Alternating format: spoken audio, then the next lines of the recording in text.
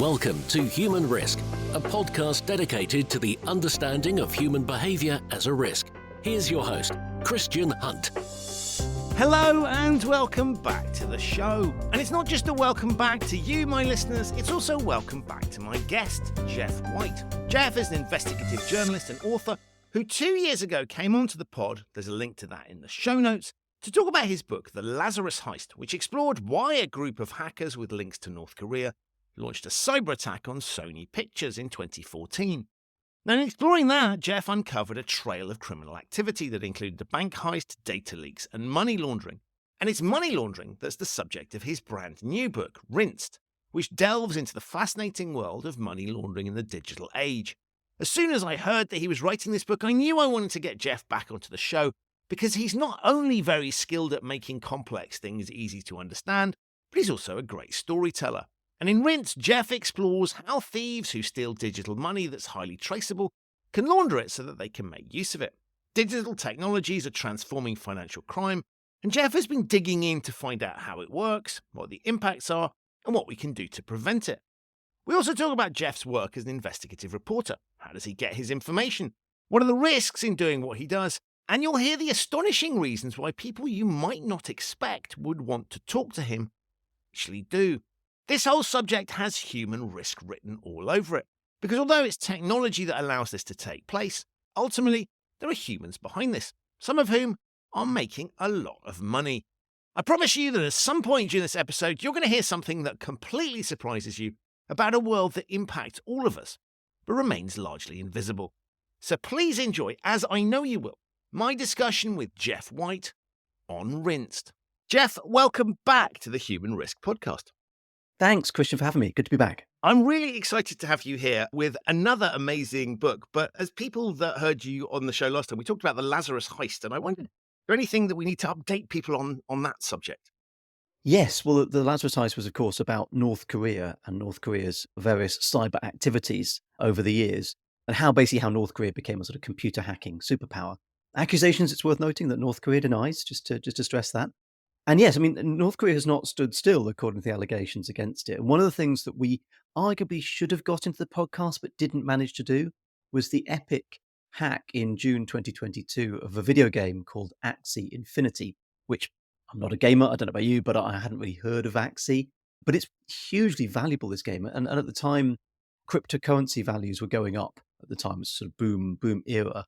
And the whole game was sort of run really on a crypto basis. So you use cryptocurrency to buy into the game. The whole game was effectively a cryptocurrency market, and the values were just going through the roof. And so hackers, allegedly North Koreans, broke into the video game, hacked into the company that makes it, using various social engineering tactics, which we can talk about. And they managed to steal an eye-watering $625 million, which is a serious contender for the biggest theft of all time. I mean, Brinksmat bullion robbery is 26 million. The Antwerp diamond heist, 100 million. Very, very, very few crimes have ever managed to result in that amount of criminal proceeds. And even if it's not the biggest crime ever, it's certainly the fastest. It took them 1 minute, 55 seconds to pull out the $625 million. And that money was then laundered via cryptocurrency mixers, which take crypto and mix it with other crypto and eject it out to a fresh address. So effectively that money's been laundered and has gone, and could at this moment be being used by North Korea, if indeed it is them, to buy missile parts, to buy nuclear weapons parts, and to do all the things that North Korea is under sanctions because of. So it's just a jaw-dropping story, and that's the book I've written, Rinsed, comes back to that. So there's a sort of callback, if you like, in this book to all of that North Korean stuff, even though the book is actually largely about money laundering. Wow. So I can see the fascination for you in this subject, and it's a logical step for you to sort of move on and look at the broader piece here. But what was it that prompted you to write the book? Was there just a sort of something that inspired it, or were you just getting floods of information that you wanted to pull together?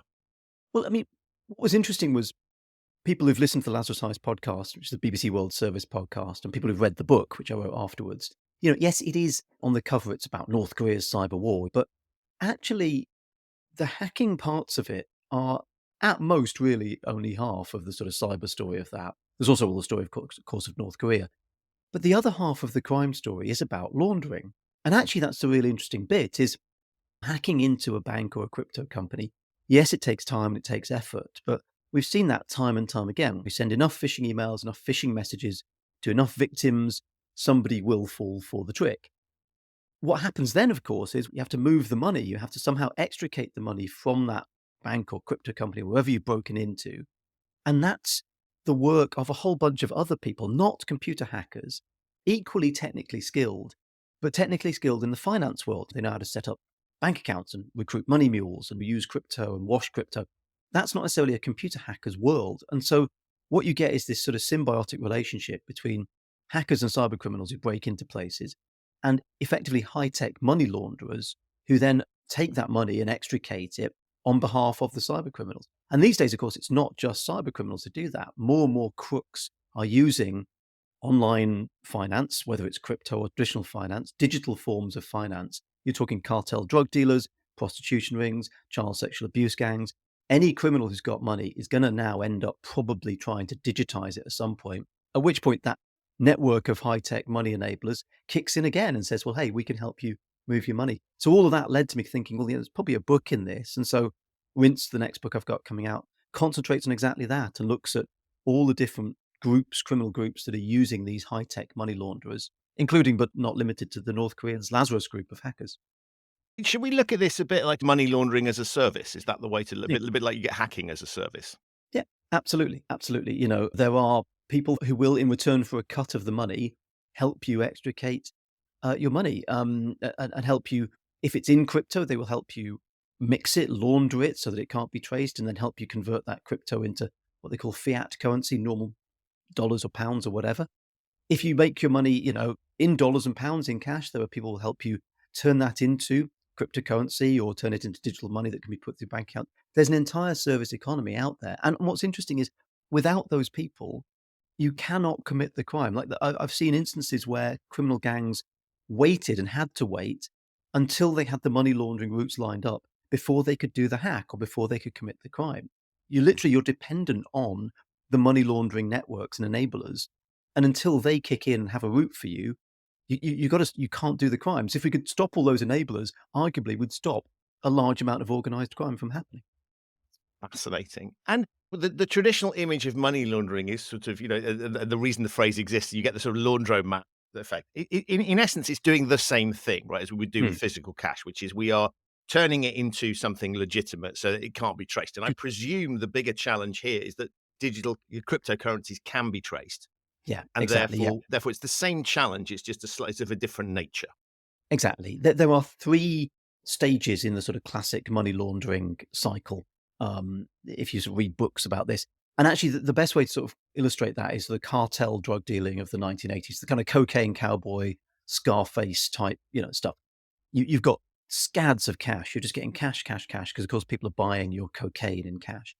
Well, the first thing you've got to do is somehow put that cash somewhere safe so that your criminal rivals don't steal it from you or the police don't grab it or whatever.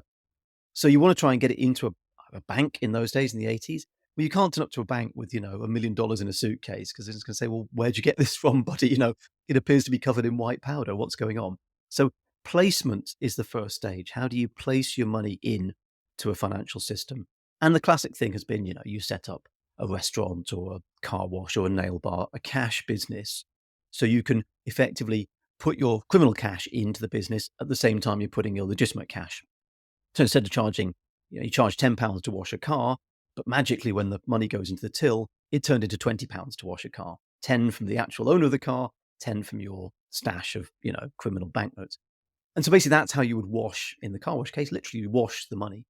Second stage is what's called layering, which is where, because, if you get caught for the crime and they can see the money going into the bank, they can still trace it. So what you need to do in the layering stage is mix the money around with other things so that it's impossible to link the criminal money that went in with the actual crime. So you might swap it between some bank accounts. You might withdraw it and invest in some shares. You might put it into gold and then sell the gold and put the cash from the gold back into the bank. You're trying to throw the investigators off the scent.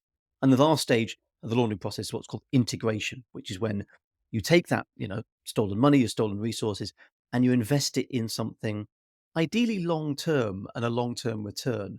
What people don't realize about a lot of organized crime is I think organized criminals accept the fact they're probably going to get convicted at some stage. If you do big scale drug dealing, you're probably going to do a few years at some stage. What's important is when you come out of prison, you don't want to have to start again. You want to still have your house and your nice Porsche and your bolt hole in the country and your nice flat and your artworks and stuff. So basically what you're trying to do with all this laundering isn't to prevent you getting caught for the crime. You may still get caught for the crime. You're trying to make sure as and when you do, your money still survives. You've got long-term money that the police can't take off you and the authorities can't take off you. Now, what's interesting is in these days, the example I talked about there is sort of cash, drug dealing, Scarface, cocaine dealing type stuff. Now, increasingly, we're in a digital world where they're buying drugs online for cryptocurrency. The cyber criminals are stealing money already in digital form. So that first stage of placement, getting the money into the financial system, isn't so much of a thing anymore because the money's already sort of in the financial system. It's already digitized. It's in crypto. It's in online banking. The challenge now is the next stage, the layering, because as you pointed out, cryptocurrency is traceable, bank accounts are traceable. So that layering piece, that middle stage where you throw the authorities off the scent, that's for me what money laundering now is all about. And because the money's online, it's digital, either online banking or crypto, that layering stage is going to be increasingly a technical stage. How can I use technology to spirit the money in and out and throw the investigators off? Logically, with it being digital, this is a global challenge. In the old days, physical cash was stuck in one country. You can move cash around, but it's a much more limiting factor. Presumably, these service providers that are helping these middle men and women that are critical to this process, they could be located anywhere. And typically, I'm guessing they would locate themselves in jurisdictions where they're less likely to get law enforcement knocking on the door. Exactly. And where they're physically located can have no connection to where their online resources are physically located. With banking, for example, to open a bank account, you'll often need to provide ID showing that you're resident in the country where the bank is. Well, for crypto, there's no need for that. You want an account with one of the big crypto exchanges, they will ask for ID, but it doesn't matter sort of where you are. You can have your money internationally. And that's hugely important. One of the first chapters of the book, the new book Rinsed, is about a drug dealing gang in Manchester. They were bringing in heroin from, we believe, Pakistan. They were selling it in Manchester. Now, what was interesting was, back to the old Scarface days, they were selling it for cash. Now, one option, because obviously that cash, a big part of their usage is to send that cash back to the drug suppliers in Pakistan and buy more heroin to deal. Shipping that money would previously rely on using maybe a money transmitter, some kind of Western Union type service, probably not Western Union, but that kind of service, who obviously charge a big fee. And if you're taking, again, wads and wads of cash there, it's a big problem. And then you've got to ship the cash overseas. What this gang were doing was converting it into Bitcoin. They had a broker who would happily in exchange for a fee, quite a low fee in this case, about 4%, change their cash into Bitcoin. And at that stage, you can send it where you like. Instantly, you can send it to Pakistan, you can send it, they had contacts in Dubai, send it wherever you want. And that's the thing, the money is international and fluid, and that's really important. For North Korea, again, come back to the North Korean example, I think I had this idea when we first started writing the book that all the money would end up back in North Korea, that Kim Jong-un would be rolling around on a bed of banknotes, laughing maniacally. But if you think about it, pulling the money back to North Korea doesn't make a lot of sense because there's not a lot to buy in North Korea. They don't have weapons and parts and missile parts and nuclear weapons material in North Korea. That's the whole point. So you want to keep your money global and liquid. So if you want to buy weapons technology, you want to buy a particular type of steel from somebody in, let's say, Argentina, well, you can send the crypto over there and it's instantly accessible and withdrawable from a crypto wallet. You want to buy secret intelligence on how to make a particular type of ball bearing from somebody in Frankfurt. Well, you can send your crypto to your contact in Frankfurt who can withdraw it there. Your money's global and it's liquid. And that's what criminal gangs and also money launderers like, because you can effectively move from jurisdiction to jurisdiction. Again, throwing investigators off the scent.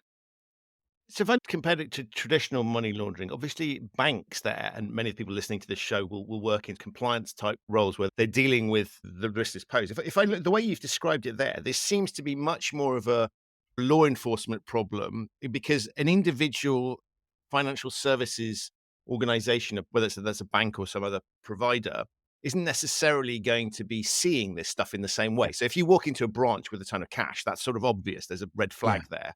You can deal with it. It strikes me that this is much more of a challenge for law enforcement because financial services institutions may not even see this stuff, obviously if it's crypto, for example, but they're not playing that same role in the chain anymore. It's interesting. Yeah, actually, the answer is a bit more complex than that. And I think it isn't just a problem for law enforcement. And the reason for that is we're still in a situation where, frankly, you can't buy a lot of stuff with crypto. There are services that set up. I think you can buy a house now with crypto through certain services. But for the vast majority of people, in the vast majority of cases, we're not paying for stuff with crypto. So the end solution of the laundering, even if it's done through crypto, isn't to end up in crypto. It might be useful storehouse, but fundamentally, if I want to buy my Lamborghini, if I'm a criminal, if I want to buy my yacht, if I'm a cyber crook, if I want to pay off my suppliers of my illicit material, if I'm North Korea and I'm trying to get nuclear weapons, I have to do that in fiat currency, in dollars, pounds, yuan, whatever currency you're using.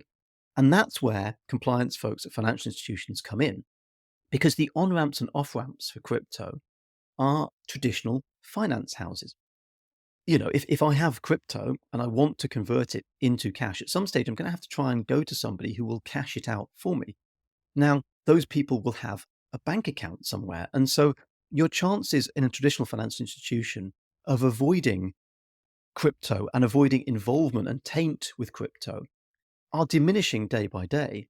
That's partly because even people who work in crypto all the time, they will still have bank accounts that are their on-ramps and off-ramps for their crypto.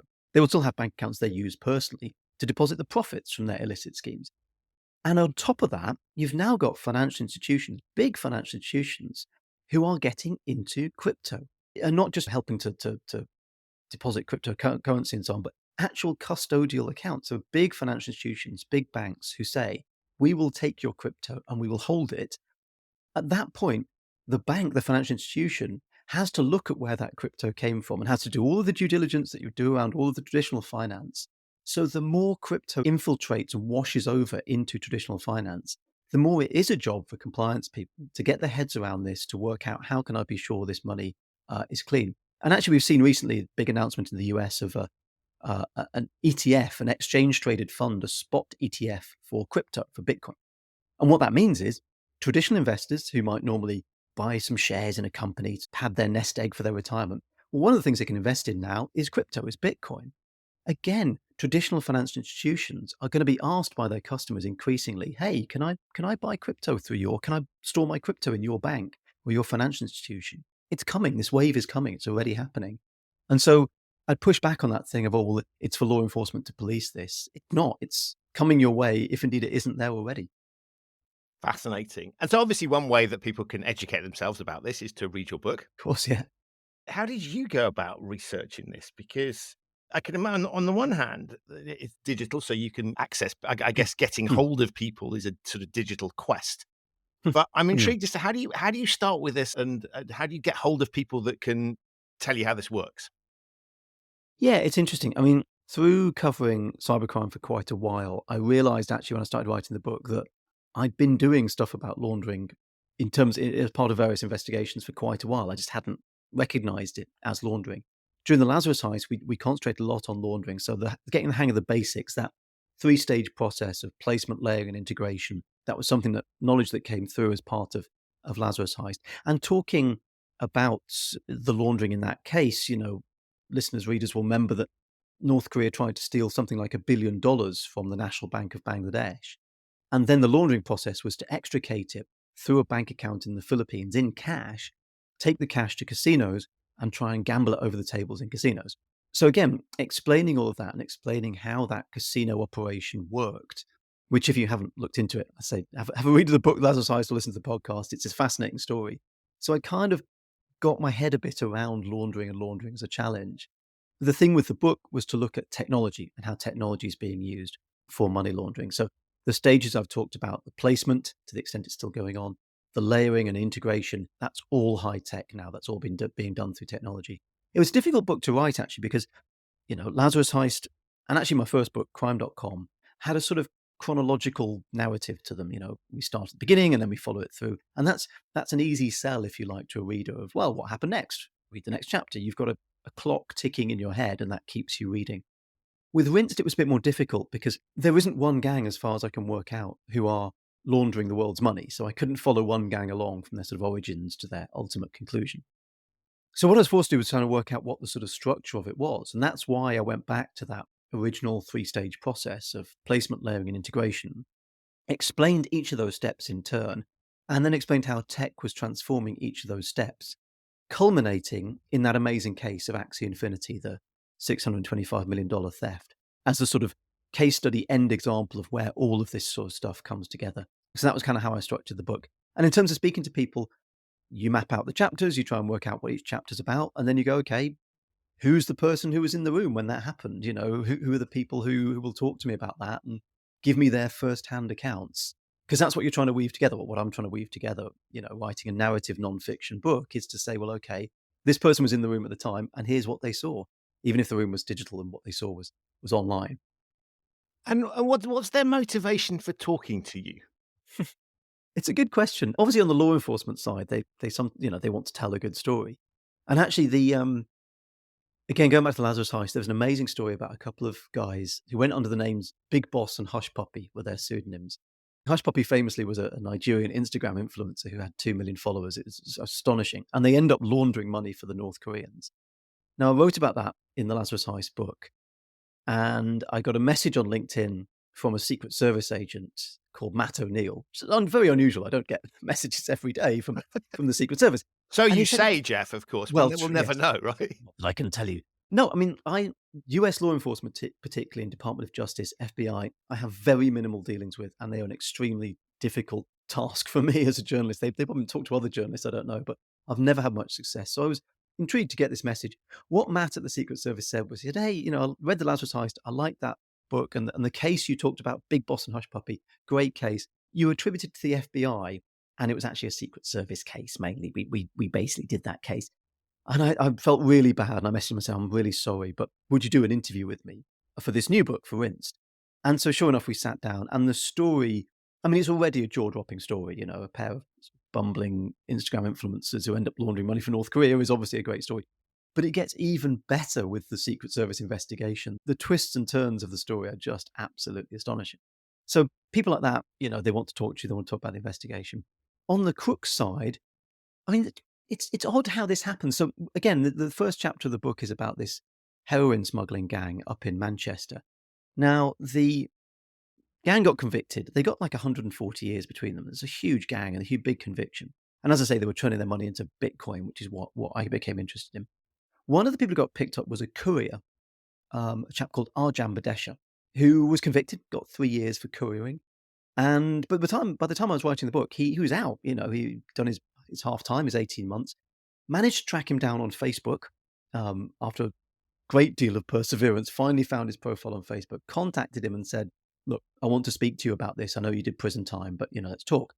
He wouldn't talk to me. But the next day, his dad phoned me up to sort of explain and said, well, you're trying to speak to my son. He doesn't want to speak to you, but, I'll tell you the story. And actually, it was all a fit up, and he wasn't really guilty, and he tried to cooperate, and, he felt there was an injustice against his son. And I said, well, that's interesting. Thanks. There's not much I can really do. Your son doesn't want to speak to me, but I understand. Thanks for calling. I went back later to Manchester Police and said to them, oh, by the way, that guy, Arjan Badesha, his dad contacted me. And they said, oh, really? Did he mention his own conviction for fraud? What? And I said, no, he didn't. Turned out Arjan's dad is called Jack Badesha, who was involved in a VAT fraud a few years ago, was fined £18 million by the British government, which he declined to pay, was sentenced to more time in prison, came out, still hadn't paid the money, disappeared off to Dubai, where now his bill, thanks to interest, is £25 million. £25 million. £25 million he owes the British government. Why did the guy phone me up? Because obviously the next question, and the suspicion, I think, certainly from Manchester Police, the allegation is that the son was laundering on behalf of the father, who has a considerable amount of experience in financial crime. Now, Jack Badesha denies all of that, says that he's not involved at all. But it was bizarre how he ended up just putting himself on my radar just by giving me a call. But there you go. And so a lot of your research is, it sounds like it's sort of, luck would be unfair, right? Because you make your own luck and you open doors, but you never quite. Is this a case of you just have to see what happens, and it's an adventure? You don't have a sort of. I mean, it's not like you can have a list of people that you want to speak to. It's like who is willing to speak to you, who might randomly, as you just illustrated, randomly get in touch. So it's a little bit of an adventure, I guess. You never quite know where you're gonna be lucky. Yeah. And people talk about, I describe myself as an investigative journalist. That's quite a highfalutin title. Basically, the definition for me of an investigative journalist is the journalist who does what the others won't do. So, for example, my first book, the first chapter is about a computer virus from the 1990s called the love bug virus. This was the sort of first big internationally spreading virus. And there'd always been a suspicion that it came from the Philippines, and there was a particular guy in the Philippines who was behind it. But nobody had ever really sort of, got this guy to fess up. So I thought, well, I'll go to the Philippines and I'll just sort of see if I can find him. I had a tip that he was going to be in a particular area in Manila, the capital. So I went along and I thought, well, I don't really know. I kind of know a bit what he looks like. Don't know whether I'll recognize him. So I wrote his name down on a piece of paper and it was a marketplace. I just went from stall to stall showing people his name. And now the chances of that working, frankly, it's a ludicrously tiny possibility, isn't it, that that's going to work? But that's the point. As an investigative journalist, you do that, and other journalists won't. And that's not because they're bad journalists. It's just because the chances of a payoff are so minimal that it's better for them to do other stories. Other journalists do great stories. Not everybody wants to do investigative journalism. But to do that, you just have to take it on the chin that 90% of the stuff you do is just going to go nowhere. But the 10, 5, 10, maybe even 1% that does is going to really knock it out the park. And sure enough, somebody in the market said, oh, yeah, I know him. He works at this other shopping centre. And I found him and got the interview. And finally, after 25 years or 20 years, he admitted that it was him who was behind the virus. So, you've done it then. You've nailed the story. You've got it. But you do have to just... You're just doing lots of moonshots as an investigative journalist, and I can tell you lots of stories about moonshots that didn't work out to balance out that one there that did. So yeah, Clearly you do it because you enjoy it, right? I don't think the implicit in that moonshot model is that you have to sort of believe in it and want to do it and want to see this thing through. yes. But is it frustrating? Presumably, spending a lot of time where it comes to nothing, or you're sort of halfway there. I presume there's lots of loose ends that never quite tie themselves up, and so is that frustrating at all? Yes, it can be immensely frustrating. The arch example of that for me, is the WannaCry Ransomware Attack, which was 2017. So people will remember this. It particularly hit badly on the NHS. The NHS had a huge amount of problems. A&E departments having to close down and so on. Now, because it was a ransomware attack and because the ransoms were paid in Bitcoin, again, thanks to the tracing, the blockchain that goes behind Bitcoin, you can track the transactions. And so some ransoms got paid, and then they all ended up in 3 wallets. And then one day, a few months after the ransomware attack broke out, those wallets got emptied out over the course of a few hours. And so obviously then you're on the hunt, you're on the chase. You can trace down through the blockchain where the money's going. And I thought, well, I'm sure, yes, the FBI are doing that, but the National Crime Agency in the UK, but I've got a laptop with an internet connection. I'll give it a go as well. So I managed to trace the money to one particular wallet. And then I Googled that wallet. I'm like, well, it's as good a tactic as any. I managed to find the person who it seemed owned that wallet, and he was based in Croydon. And I thought, well, this is brilliant. It's a cyber criminal I can get to on the bus. That's great. So we go and we stake out the guy's place, and we make sure that we're not going to get stabbed if he comes and talks to us. And finally, when he leaves the house, we collared him and said, hey, buddy, look, your wallet's been used. You received all the money from this cyber attack. And the guy was completely innocent. It was just obvious from the first moment that he had no idea what we were talking about. It turned out his identity had been stolen and attached to this Bitcoin wallet. So he didn't have anything to do with the Bitcoin wallet. They'd used his company details to sort of make the wallet look like it belonged to his company. So yes, incredibly frustrating, and a lot of weeks, maybe even months of work that just goes nowhere. But you live and learn. You've got to test your premises, and sometimes it doesn't go anywhere. But hey, look, that story turns into a fun story that I could do. I did a little podcast about it. So nothing's wasted. There were stories as well that I've done that hasn't really gone anywhere. And a few years later, I thought, oh, actually, this story does relate to that thing I researched. And all that research and knowledge and learning that I did pays off. So the longer I go through life, the more, I don't know about you, Christian, I realize that nothing's wasted. Things have a tendency to... It has a purpose. Things tend to come back, knowledge and skills you acquire just have a tendency to rear their heads, and you go, I know that now because of that thing I thought was a waste of time, but turns out not to be. And how does all of your work make you feel about cyber risk in the loosest possible sense? Are you... Presumably you're ultra cautious because you've seen the sort of the worst of where this stuff can go. And the identity theft is a really good example. It hadn't occurred to me that someone would have a crypto wallet in my name, but it makes perfect sense. How do you feel about all of that stuff? Because you're seeing, spending so much time looking at it, you're very well aware of the risks, what could happen. How does that play into your personal perspective on risks online and of Mm. digital crime, I Yeah. guess? Yeah, it's a good point. And going back to the new book, Rinsed, the first chapter of that, as I say, I managed to track this guy down who was a courier for this Manchester heroin smuggling gang. Now, he had done a large amount to try not to get identified on Facebook under his real name. He had at some stage in the past become a director of a company with another person, a friend of his, who I did manage to find on Facebook because that person hadn't hidden their identity because they hadn't gone to prison. I then went through every single one of her posts and finally came across her mentioning a Christmas market and inviting someone to saying, "Do you want to go to this with me?" And the someone that she was inviting was the guy who I was trying to track down. So there was literally one trace on Facebook that I could find that came from that company directorship. So that's how I go about finding people and exposing people. Now, in this case, I didn't expose them. The guy was convicted, so his name is out there, but he didn't want to talk to me. That's fine. I can't force people to do that. But what that teaches me, incidents like that teach me, is how to try and protect myself. It is, for me, frankly, quite terrifying how little of a breadcrumb trace investigators like me and others need to find the people that we want to find, and the lengths that we can go to do that. The amount of information that's available is terrifying. I have to take it on the chin. I have a public profile. I can't be hidden. I have to be out there. I have to be talking. And so somehow I have to reconcile having a big public profile with trying to be secure.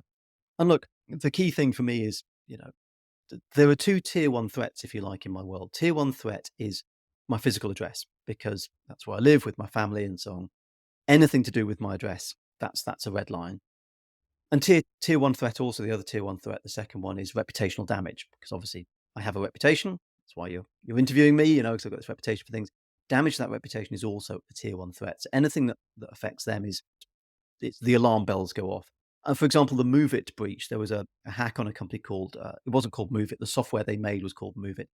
And this software was used, as the name implies, to move data around. And the BBC were one of a lot of other big companies who moved data around using this software.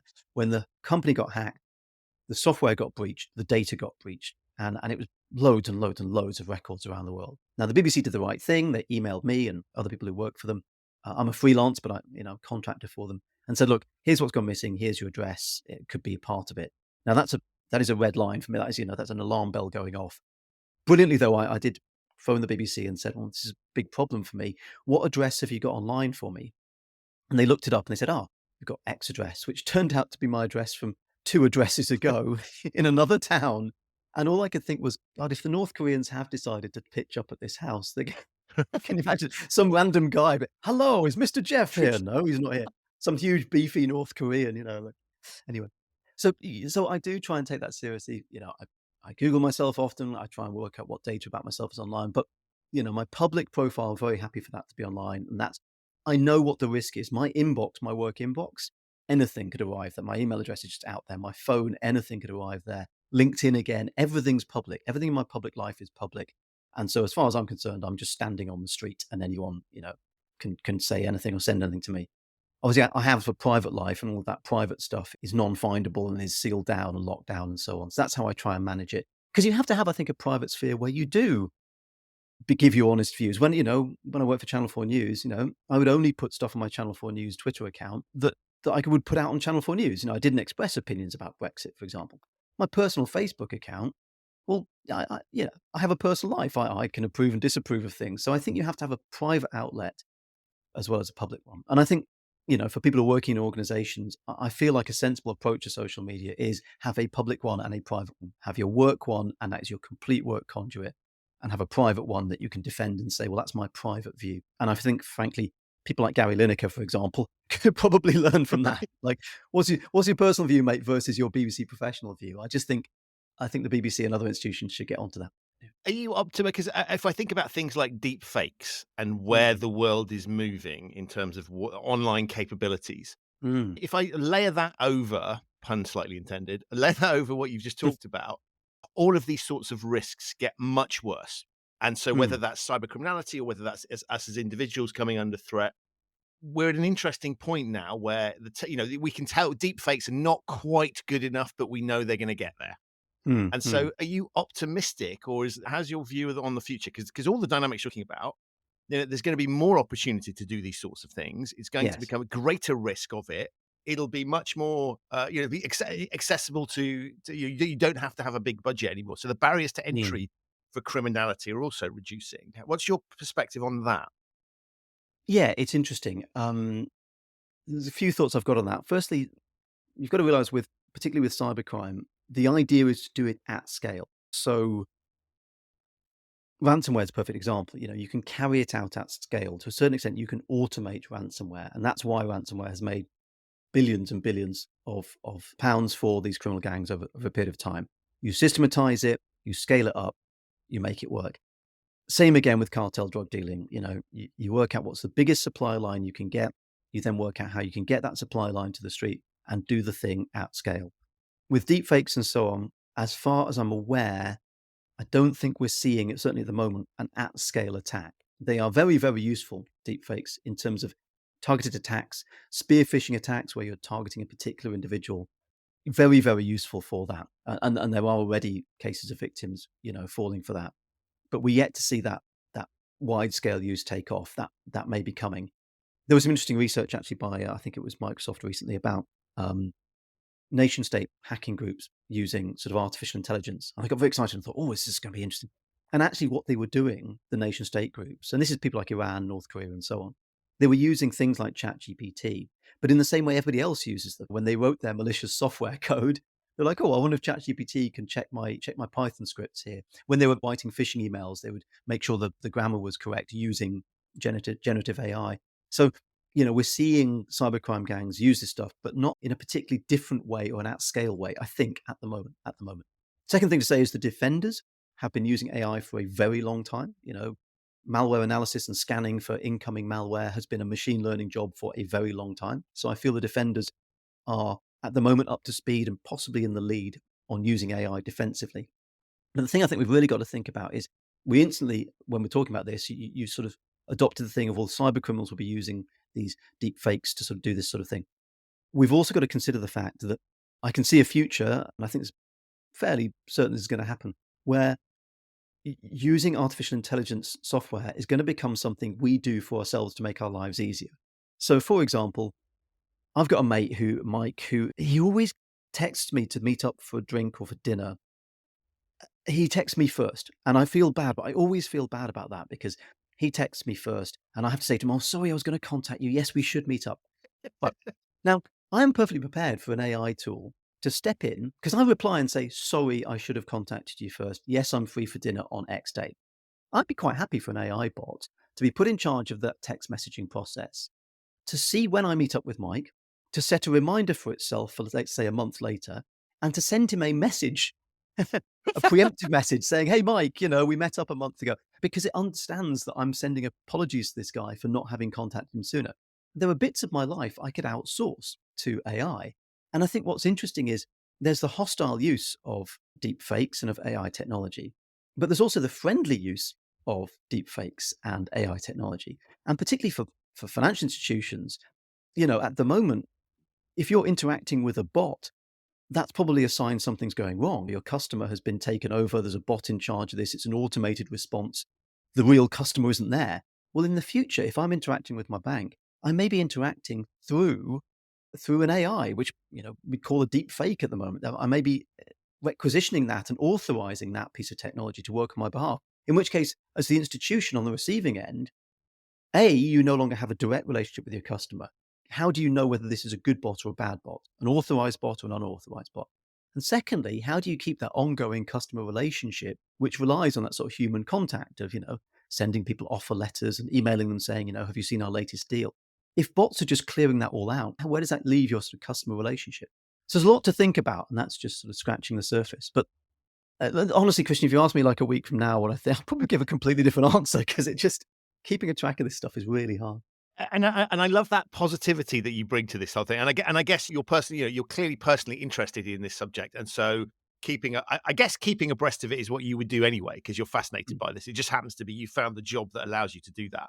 And so I love the energy that you bring and the positivity and that positive vision, I think, of Geoff being more friendlier to his friends. I think he's a good one. I'm intrigued by the title of the book, Rinsed. Mm. I can see where it comes from, but what prompted you to choose that?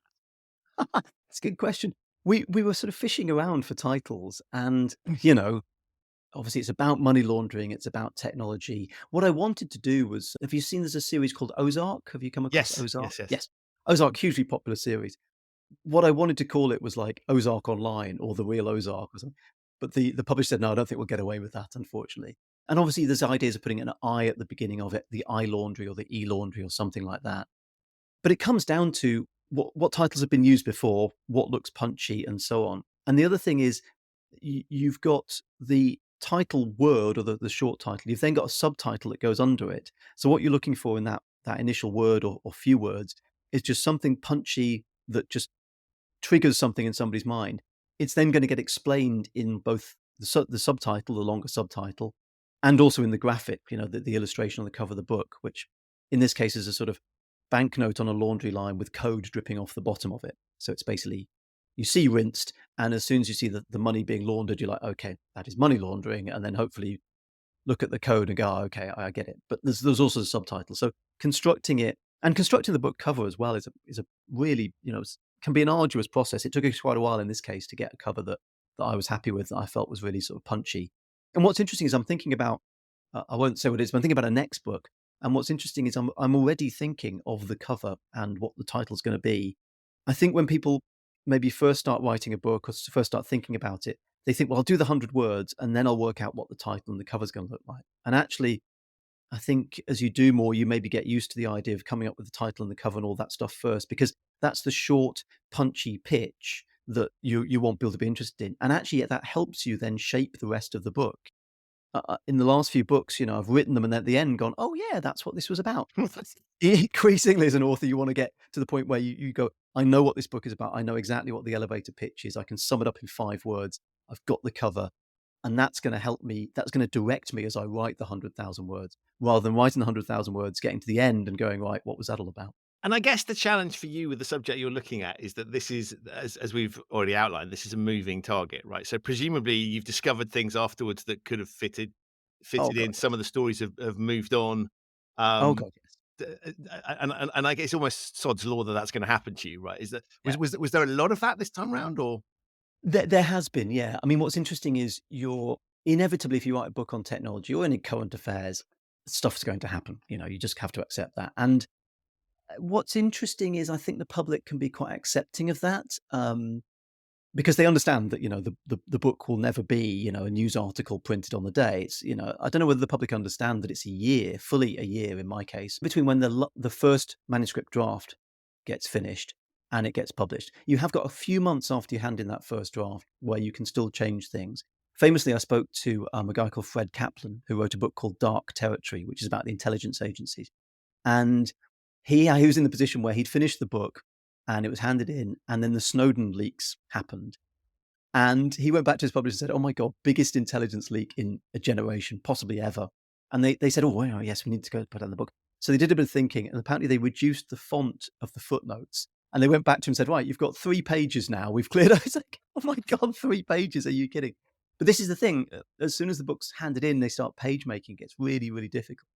As an author, what you kind of want is, if something big happens just as you're closing the book or finishing the book, great, you can put it in. The Binance conviction happened, and Sam Bankman-Fried, the 2 massive cryptocurrency laundering convictions happened just as we were closing the book. So they are in the book, nowhere near as extensively as I would have wanted to put them in. So that's fine. You get really current, up-to-date information. At the other end of the spectrum, if at the time the book's released there's a big breaking story, then obviously no, it's not going to be in the book. But people will want to hear about it. They'll want to put that in context. So a big case around money laundering and tech in June would be ideal for me, because I can then go on programs and talk about it. The hazard is what falls in the middle. If there's something that's big enough that people feel like it should have been in the book, but it's not close enough to the book publication deadline that you can use it for publicity, that's the bad thing. And actually that, I think, is going on at the moment, because one of the cases, I've talked about this before, the Axie Infinity job, the $625 million hack, they laundered the money through a crypto mixer called Tornado Cash. which is an amazing piece of technology. It basically mixes crypto and disguises it for both good and bad reasons. The people who built Tornado Cash allegedly are now on trial. And as we speak, Roman Storm, one of the alleged founders of Tornado Cash, is on trial. And I'm watching the case roll past thinking, oh my God. And then now the Department of Justice are leaking what they allege are the chats, the Telegram chats that the founders had, where they watched what happened and went, oh my God, we're in big trouble, apparently. So again, all that, juicy material should have been in the book. But hopefully, if we do a paperback, we might be able to free up some room for that, I hope. It's an amazing case, the Tornado Cash Axie job. If you haven't looked into it, it's a really, really thrilling case, actually.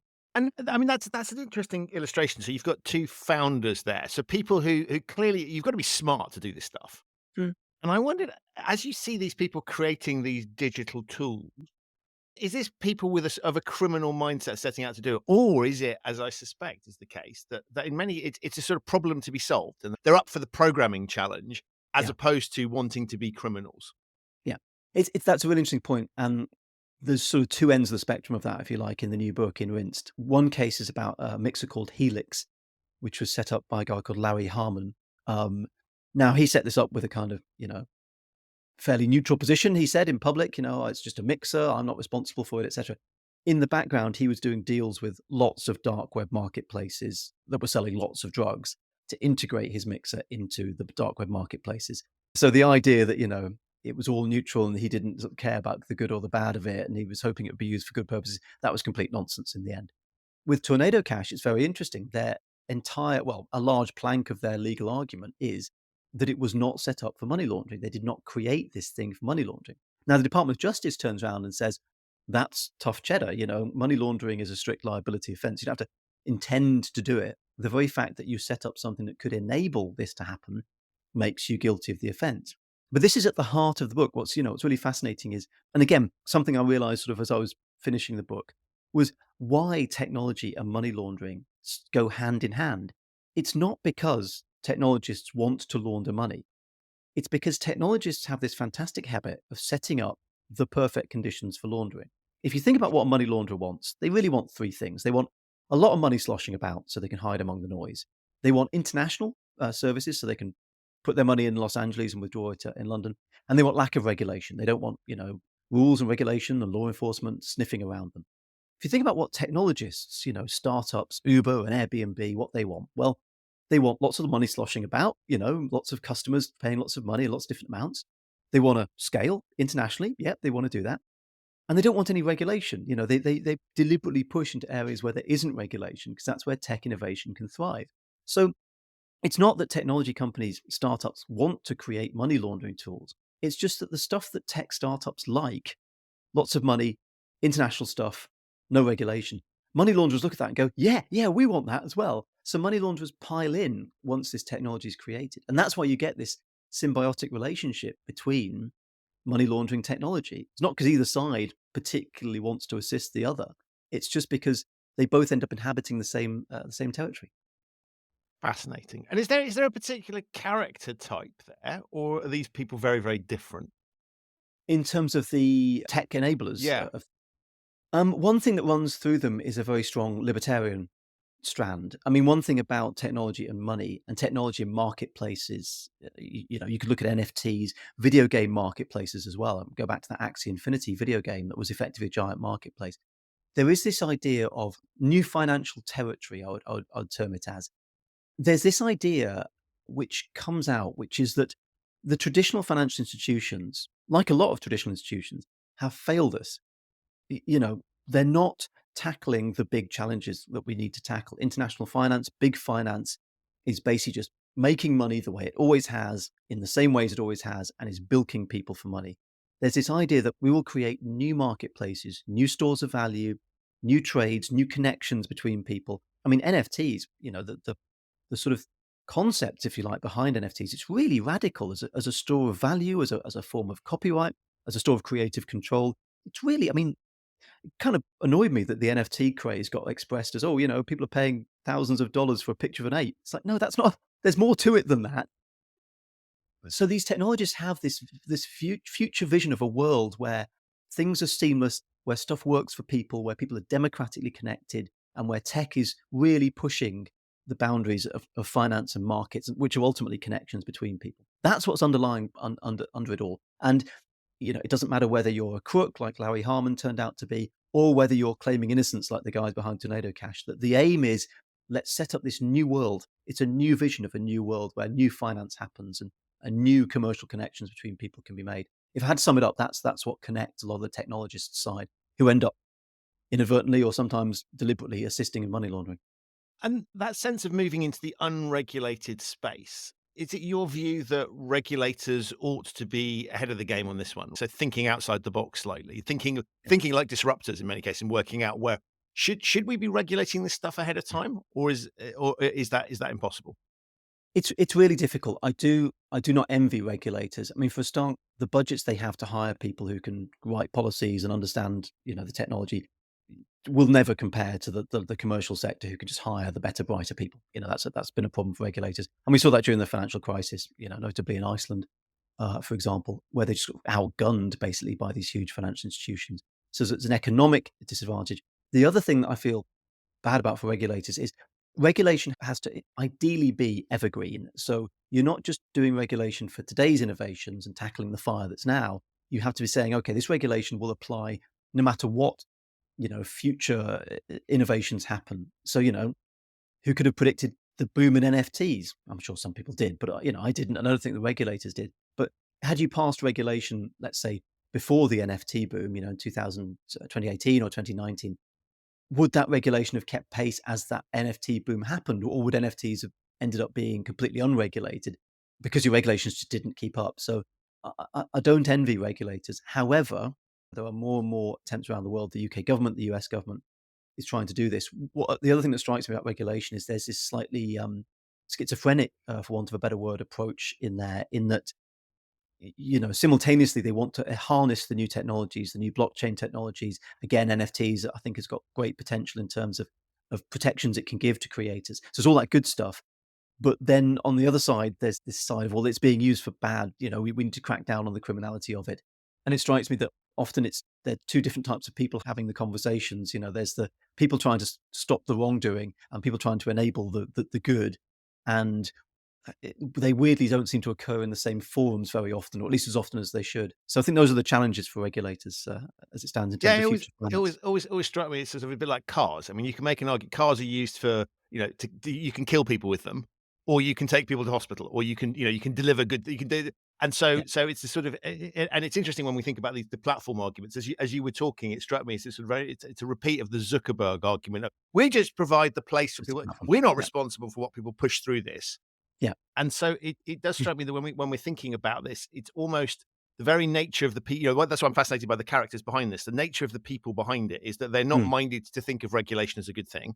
Yeah. And they're not minded. So you're never going to go on the side of, well, this might be caught by we ought to be careful about this. Let's go full on until it's a yes until we're told no.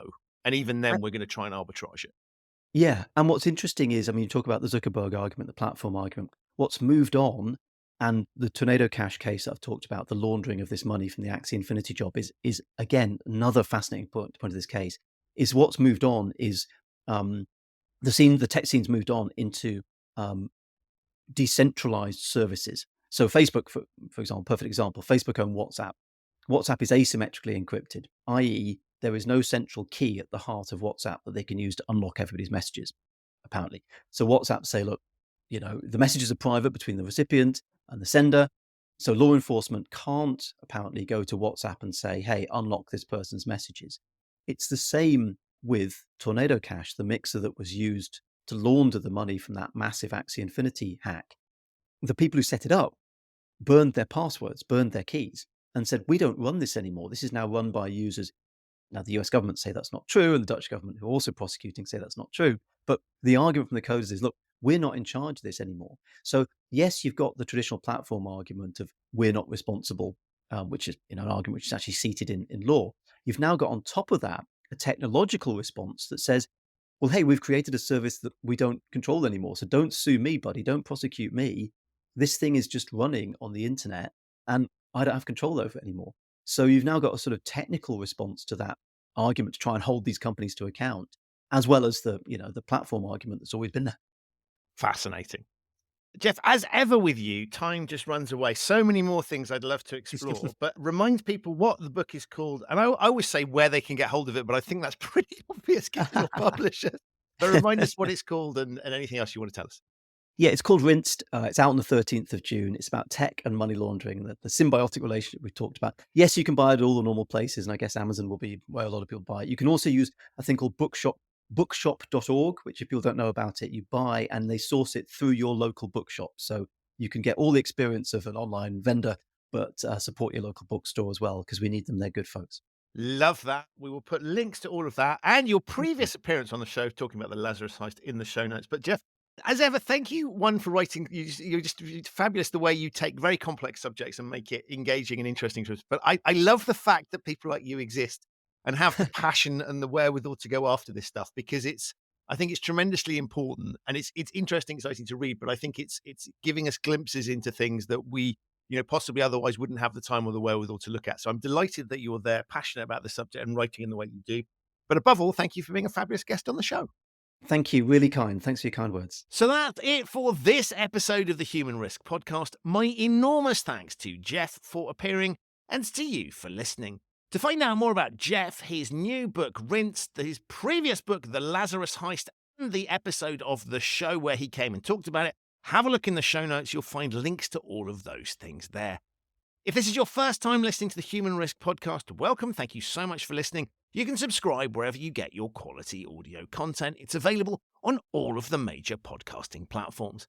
If you like the show and have yet to leave a rating or review for it on whichever platform you're listening on, please, please, please do that. It really does help. I'll be back very soon with another episode of the show, but in the meantime, if you want to find episodes that you might have missed, visit the show's website, which is humanriskpodcast.com. I'll be back very soon with another episode, but in the meantime, stay safe, and thank you so much for listening.